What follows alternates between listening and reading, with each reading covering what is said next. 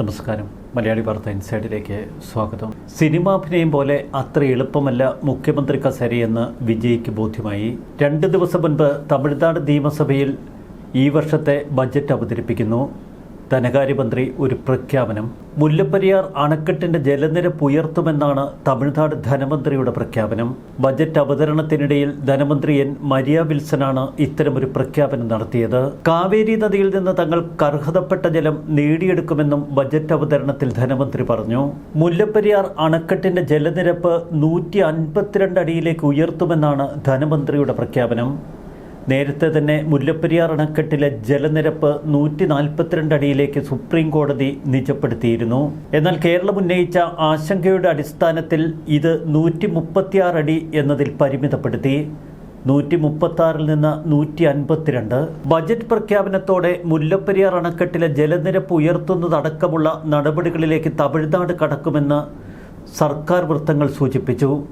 ഇതോടെയാണ് കേരളം പെട്ടെന്ന് ഞെട്ടിയെഴുന്നേറ്റത്. ഒരു വശത്ത് കേരളത്തിൽ പെയ്തിറങ്ങുന്ന അതിതീവ്ര മഴ, മറുവശത്ത് മുല്ലപ്പെരിയാർ അണക്കെട്ടിൻ്റെ ബലക്ഷയം എപ്പോഴും കേരളത്തെ ആശങ്കപ്പെടുത്തുന്നു. ഇതിനിടയിൽ തമിഴ്നാടിൻ്റെ മുഖ്യമന്ത്രി വിജയ് മുല്ലപ്പെരിയാർ അണക്കെട്ടിൻ്റെ ജലനിരപ്പ് ഉയർത്തുമെന്ന പ്രഖ്യാപനവുമായി കളം നിറയുന്നു. മുല്ലപ്പെരിയാറിൻ്റെ ജലനിരപ്പ് ഉയർത്തുമെന്നത് TVKയുടെ വിജയുടെ ഒരു തെരഞ്ഞെടുപ്പ് വാഗ്ദാനമായിരുന്നു. ഈ വാഗ്ദാനത്തിൽ നിന്ന് വിജയ്ക്ക് ഓടിയൊളിക്കുക അത്ര എളുപ്പമല്ല. പ്രതിപക്ഷം ഇത് വലിയ രാഷ്ട്രീയ ആയുധമാക്കും. തെരഞ്ഞെടുപ്പ് വാഗ്ദാനം നിറവേറ്റുമെന്നാണ് തെരഞ്ഞെടുപ്പിൽ വലിയ വിജയം കൈവരിച്ചതിനെ തുടർന്ന് വിജയ് പറഞ്ഞത്. മുല്ലപ്പെരിയാർ അണക്കെട്ടിന്റെ ജലനിരപ്പ് ഉയർത്തുമെന്ന് പല വേദികളിലും വിജയ് തുടർന്നു പറഞ്ഞു. DMK ADMK മുന്നണികളെ തോൽപ്പിച്ച് തമിഴ്നാട് മുഖ്യമന്ത്രിയായി വിജയ് സ്ഥാനമേറ്റതോടെ മുല്ലപ്പെരിയാർ അണക്കെട്ട് സംബന്ധിച്ച ആശങ്കകൾ കേരളത്തിൽ ശക്തമായി. അണക്കെട്ട് സംബന്ധിച്ച് TVK സ്വീകരിച്ച നിലപാടുകളും തെരഞ്ഞെടുപ്പ് വാഗ്ദാനങ്ങളുമാണ് പിന്നീട് ചർച്ചയായത്.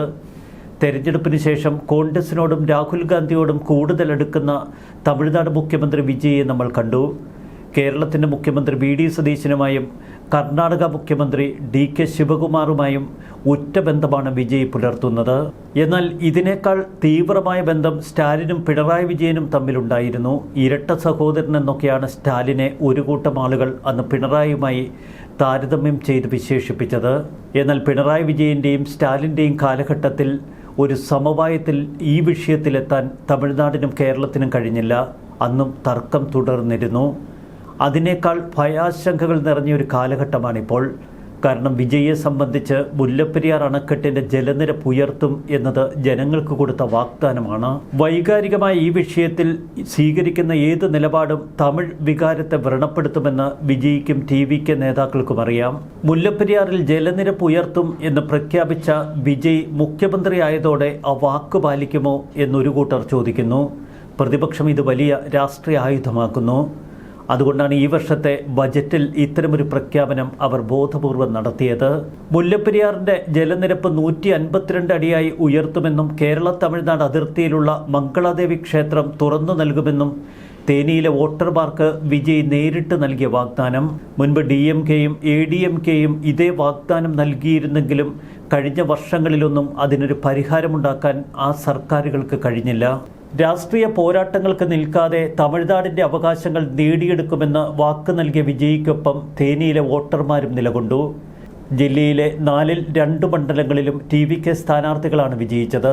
മുല്ലപ്പെരിയാർ വിഷയത്തിൽ പതിവായി രാഷ്ട്രീയ പ്രതിഷേധങ്ങൾ സംഘടിപ്പിക്കുന്ന കമ്പത്തെ കർഷക സംഘടനകൾ വിജയുടെ TVK പാർട്ടിക്കൊപ്പം കട്ടയ്ക്ക് നിന്നു.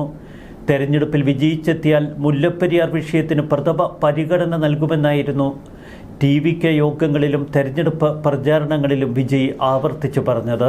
വേണ്ടത്ര ആലോചനയില്ലാതെ വിജയ് നടത്തിയ ഇത്തരം വാഗ്ദാനങ്ങളാണ് വലിയ തലവേദനയായി മാറിയിരിക്കുന്നത്.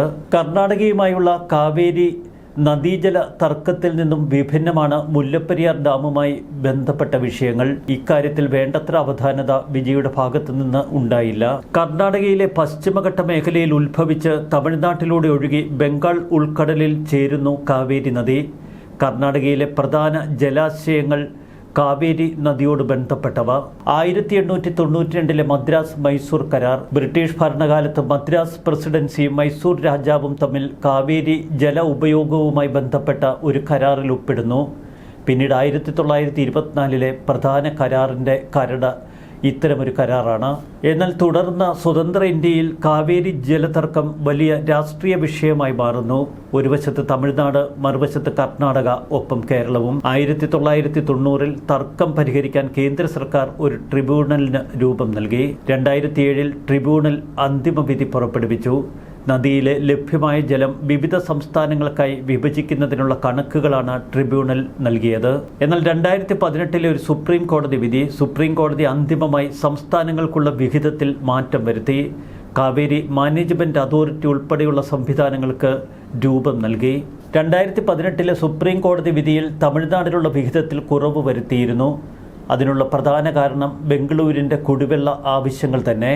തമിഴ്നാടിനുള്ള വിഹിതം കുറഞ്ഞതോടെ തമിഴ്നാട്ടിൽ നിന്നുള്ള കർഷക പ്രക്ഷോഭങ്ങൾ ശക്തമായി. പിന്നീട് മഴ കുറവുള്ള വർഷങ്ങളിൽ തമിഴ്നാടിനുള്ള വിഹിതം ഗണ്യമായി കുറഞ്ഞു. ഈ നദി ആരുടേതെന്ന കാര്യത്തിലല്ല കാവേരിയുമായി ബന്ധപ്പെട്ട തർക്കം, നദിയിലൂടെ ഒഴുകിവരുന്ന വെള്ളം എത്രമാത്രം തമിഴ്നാടിന് കൊടുക്കും എന്ന വിഷയത്തിൽ. ഈ വിഷയം കർണാടകയും തമിഴ്നാടും തമ്മിൽ രൂക്ഷമായ രാഷ്ട്രീയ തർക്കങ്ങൾക്കിപ്പോൾ കാരണമായി. വിജയ് എന്ന മുഖ്യമന്ത്രിക്ക് കർണാടകയിൽ കാലുകുത്താൻ കഴിയാത്ത അവസ്ഥ. കാവേരി ജല ഉപയോഗവുമായി ബന്ധപ്പെട്ട തർക്കം വിജയ്ക്ക് വലിയ ക്ഷീണമാണ് ഇപ്പോൾ വരുത്തിയിരിക്കുന്നത്. അതിൽ നിന്ന് തടിയൂരാൻ നേരെ മുല്ലപ്പെരിയാർ ഡാമിൻ്റെ ജലനിരപ്പ് ഉയർത്തുമെന്ന പ്രഖ്യാപനം. ഇതോടെ കേരളം ഇളകി. വി ഡി സതീശനും ജലസേചന വകുപ്പ് മന്ത്രി മോൻസ് ജോസഫും ഉൾപ്പെടെ കടുത്ത വിമർശനങ്ങളും പ്രതികരണങ്ങളുമാണ് ഇപ്പോൾ നടത്തിയിരിക്കുന്നത്. വിഷയം സുപ്രീം കോടതിയുടെ വരെ പരിഗണനയിലുള്ള നിലയ്ക്ക് തമിഴ്നാടിന് സ്വന്തം ഇഷ്ടപ്രകാരം ഇത്തരമൊരു പ്രഖ്യാപനമോ നടപടികളോ നടത്താൻ കഴിയില്ല എന്ന് കേരളം ചൂണ്ടിക്കാട്ടുന്നു. മുല്ലപ്പെരിയാർ ഡാമുമായി ബന്ധപ്പെട്ട എല്ലാ വിഷയങ്ങളും സുപ്രീം കോടതിയുടെ പരിഗണനയിലാണ്. നേരത്തെ 2025-ൽ സുപ്രീം കോടതി നടത്തിയ ചരിത്ര പ്രാധാന്യമുള്ള ഒരു വിധി. ആ വിധി പക്ഷേ കേരളത്തിനെതിരായിരുന്നു. കേരളം സുപ്രീം കോടതിയിലെ കേസ് നടത്തുന്നതിൽ വന്ന വലിയ വീഴ്ച, അതിന് കേരളം കൊടുക്കേണ്ടി വന്നത് വലിയ വിലയും.